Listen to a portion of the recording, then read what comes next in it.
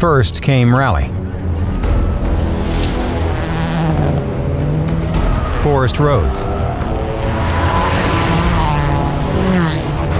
Natural terrain. Team versus nature. The original. Then came Rallycross, where rally meets circuit racing. Head-to-head, machine versus machine, the hybrid. Now comes the game changer. The latest evolution, Nitro Rallycross. Built from the brain of Subaru's own Travis Pastrana, an all-new course integrates dirt and tarmac. Borrows bank turns from motocross. Features more jumps than an entire season of rallycross. So much fun to drive. There's jumps everywhere. You know, you're more in the air than on the ground. And it sees the return of the gap jump. Over a tabletop, over a tunnel. It's the biggest evolution of rally in a decade. It's an arcade game come to life. It's a driver's dream, or maybe a nightmare. And now, a field of the best rallycross teams from around the world will try to conquer it.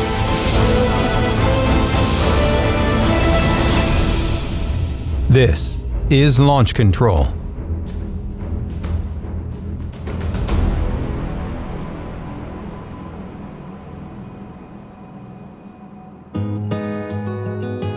Sunrise over the Bonneville Salt Flats makes for a tranquil start to a new day. A moment of relaxation, leading to one of the most intense race weekends of the season.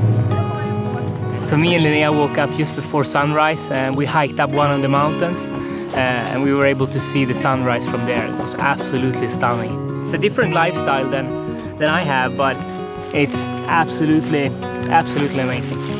I'm very pleased. Going to Salt Lake City now for Nitro World Games. I'm very excited about that track. It looks unreal, so to say.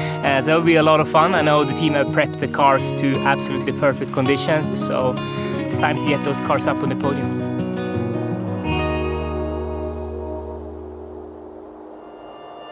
The next day, an hour east of the Salt Flats. It's back to business, and the drivers are coming to terms with a track, and more specifically a jump, that has them a little nervous. American Rallycross has not seen a gap jump for several years, and this one is 100 feet wide. Sick. Looking forward to jumping it. You know, you're always a little bit nervous, but it's a whole new world for Rallycross. I need to overshoot it, you know. The opposite is not an option. It's good Travis is jumping first. He's kind of the expert in the team. Ultimately, it's a complex mathematical calculation that leads to a simple answer. I'm making this seem way harder than it really is, just because if you miss the extremes, it's bad. Each car must travel faster than 68 miles per hour to clear the jump, but no more than 72 miles per hour to still hit the landing. Any more or less will result in disaster. But collecting your nerves and trusting the math is another question altogether. So Travis leads the way.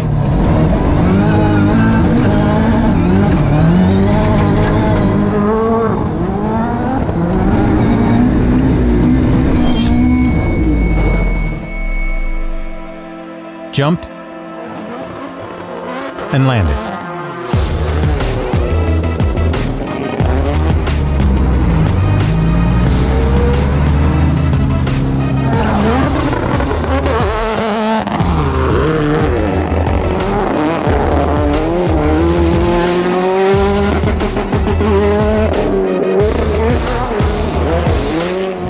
It's pretty funny. But one time it sounded like you let off late, early. Yeah, I tried, and then I shifted up and I brought the front end up. Yeah. So he didn't stay wide open and shift, because that obviously was a nosedive. Get out of the way. I've been waiting since yesterday. I was lined up ready to go yesterday and they shut it down. So no, it was sweet. Car landed awesome, flew nice. Good times. Ready to race. Hell yeah. One day later, a critical qualifying session and 2 heat races are set to begin. The Nitro Circus track is unlike any other, with jumps throughout the course and large bank turns that offer different line choices. It's a motocross track for all-wheel drive cars, straight from the imagination of Travis himself. The Subarus are at home here, and so are the rally pedigreed drivers. Most of the tracks are about 80% tarmac, 20% dirt. This one's almost all dirt, which really suits our car a lot better. We usually are really quick on the dirt. So right now it looks like we're on the pace with all the top guys, so it's a really good start.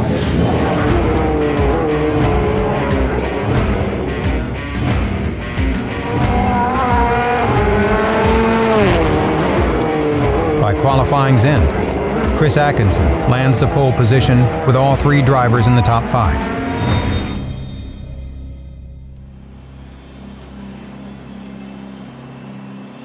The tight schedule sends the team from qualifying straight into heat races. We just came off qualifying. It was so tight. Now we go into the heats. 3 laps, but it's still overall time that counts. We need to take the joker like normal one time. So, and the gap jump is open if we want. And for me, it seems to be the faster way, so I will hit it every time. Heat 1 has 2 Subarus in the mix. Sandell gets the hole shot, and the wider line makes up for Pastrana's late launch.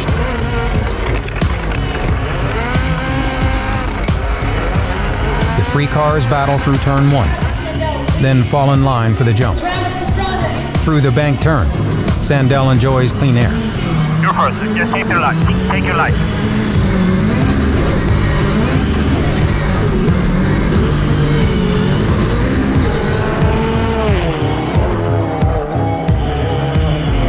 Behind him, Pastrana battles the multi-time world champion and slides into second.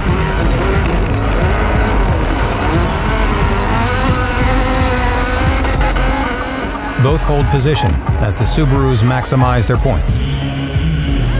In the next heat, it's Atko's turn to shine.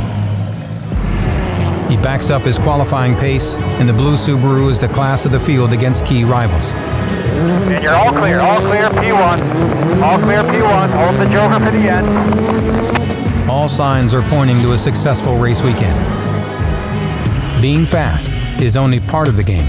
Awesome for Subaru right now, be able to win 2 out of 3 heats. Just amazing feeling to be able to prove to everybody that we can do it, and we just have to keep fighting now. Each heat race takes its toll, and the team works quickly to turn the cars around.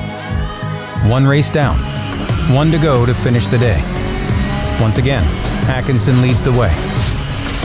The contact in turn 1 takes him out. I'm broken. Ekstrom hit me and broke me. In the end, it doesn't really matter. Atko's qualifying run and first heat race results advances him direct to the semifinals. A strong day overall for the Subarus. By morning, the Nitro World Games is in full swing. While Moto Best Trick airs overhead, the Rallycross cars prepare for action. Here we are, day 2, final day. Got a little bit of racing to go here. Out of the top 5 cars that was in 0.2 of a second on over a minute drive, there were 3 Subarus out of those 5 cars. So that really shows that everything Subaru and Vermont sports car and us drivers are doing to try to develop this car to its best works. Atko, fortunately, has moved straight to the semi, which guarantees him a spot in the final. The other 2 cars, they have to do their challenge races. Patrick is on the pole for his challenge race. You know, yesterday we were fast all day. We had some good times, and we have good grid position today. So with that, we're looking for a great outcome. Today's a new day. We're gonna get that .09 hundredths at the beginning. I'm gonna kick some butt all day long. The first races of the day are the challenge races. Position here determines where you rack up in the semifinals. Thanks, man. Appreciate you guys.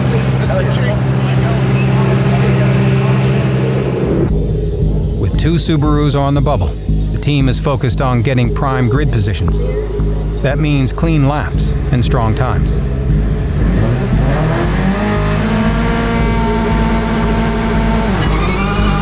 Down the front straight, both Subarus take control of the race. They outdragged their opponent into the first corner, and for the second time this weekend, Pastrana's outside line pays off. Sitting first and second, they line up for the jump side by side. Neither giving an inch. Into the bank turn.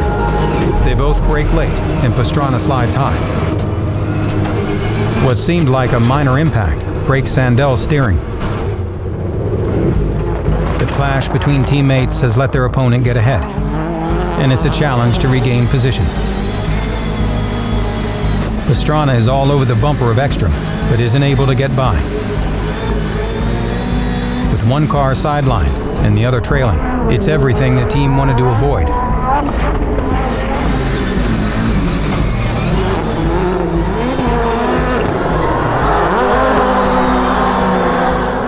The Subarus lose ground in the challenge race and will now face an uphill battle in the semis.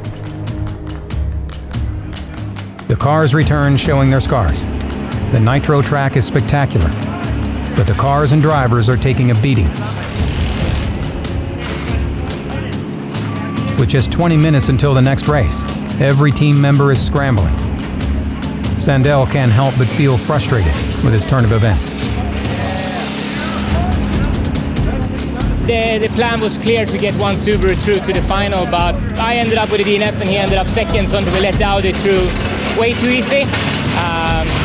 Yeah, we cannot drive into each other like that. First time, I was just so excited. I got the whole shot from the outside. Got a little bump from Patrick, so I went all the way wide, and then I saw him on my inside, jumped it, and I thought he was going to try to kind of high-low, and it sucked because we both kind of tangled up, and then Matthias got around. And This is going to be an intense race. Semis are important. We just got to be up the front, got to get clean, and that's going to be the hardest thing, staying out of trouble. The damage to Sandel's car is substantial. With limited time, there's no guarantee they can get the car ready. While the other two Subarus continue to be re-prepped, Atkinson rolls out for the first of two semifinals. His strong day one performance grants him a front row grid position. It's exactly where you need to be when it matters.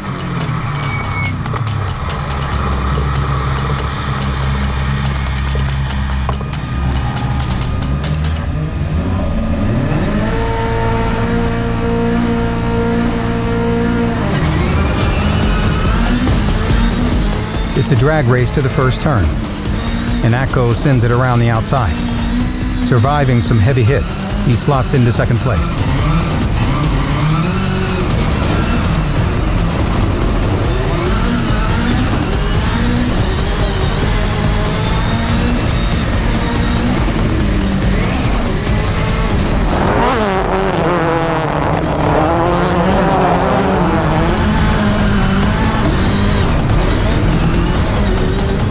Back in the paddock, Pastrana's Subaru is set to go, but Sandel's will be a game-time decision. I will walk out, stand out there, ready with helmet and everything, because then they see that I'm there, and then a mechanic comes with the car. And I stand out there ready and go at the line. Okay. We're gonna miss some time here. Back on course, Atkinson continues his strong weekend and completes the semifinal in second, ahead of his main rivals.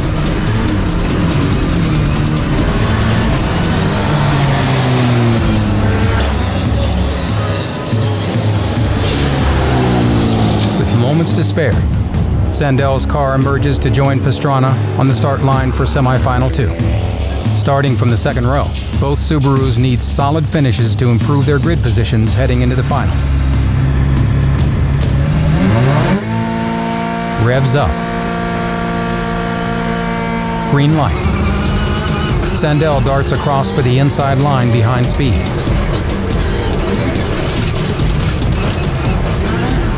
He finds an opening and slips into second.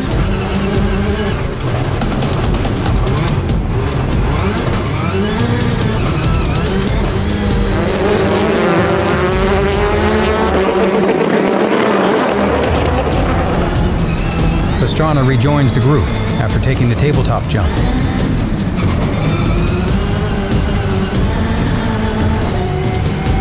Sandel is holding off the former world champion. Everything looks like it's going to plan until he suffers a heavy impact to the back end of the car.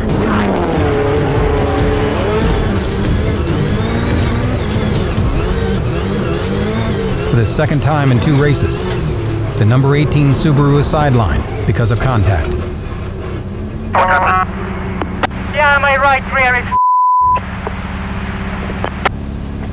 Was it a hit or?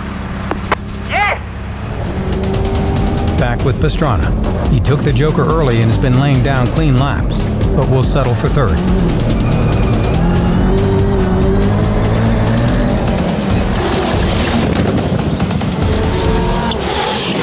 Semi's done, in just 20 minutes until the final. All 3 Subarus look like they've been to a war. There's a magic speed button that helps you with the jump. Regulates RPMs. When it fails, you jump really far. Chipped my tooth the first time going over a little too far, and then try to get out of these guys' way so they get some work. What happened? But they're not alone.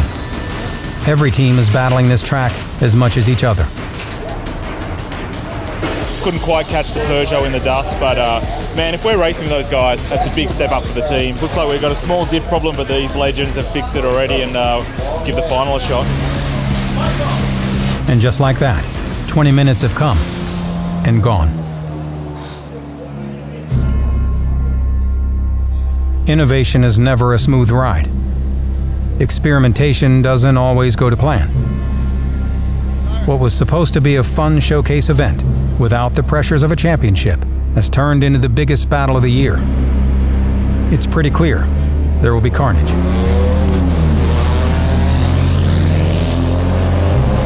You've got to be fast, but maybe more importantly, you need to be lucky. Off the line, Acco tucks inside. Pastrana follows. The cars enter the funnel, and each one jockeys for position to come out the other side unscathed. Atkinson's inside line spits him out in second, but then he gets pushed off the racing line. But it's Pastrana who takes the biggest hit. He's sidelined.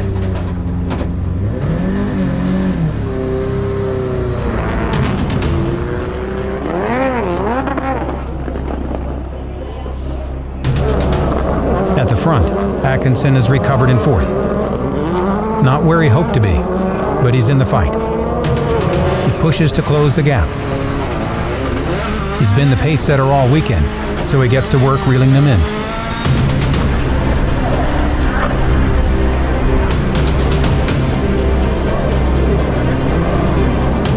And then his tire debeats, ending any hope of a podium finish.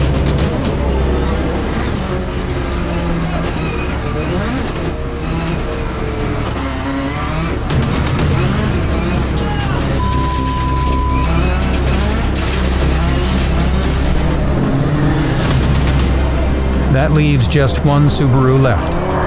Sandell is on the attack and making time.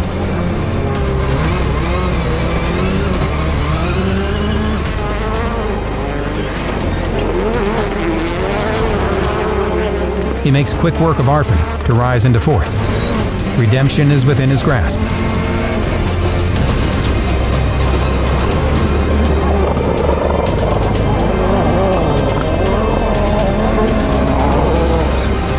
The steady and constant beating proves too much, and Sandell's rear suspension gives out.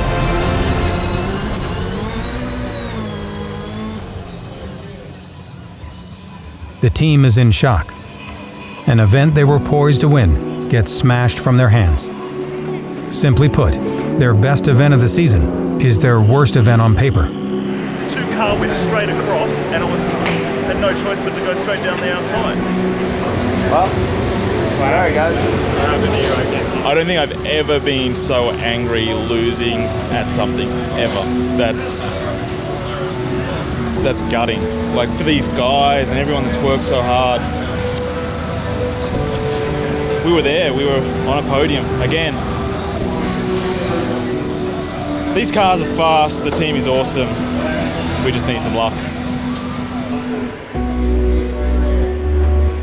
You know, it started out awesome. all three of us were within 0.2 of a second. Atco on pole, myself and Sandell right there.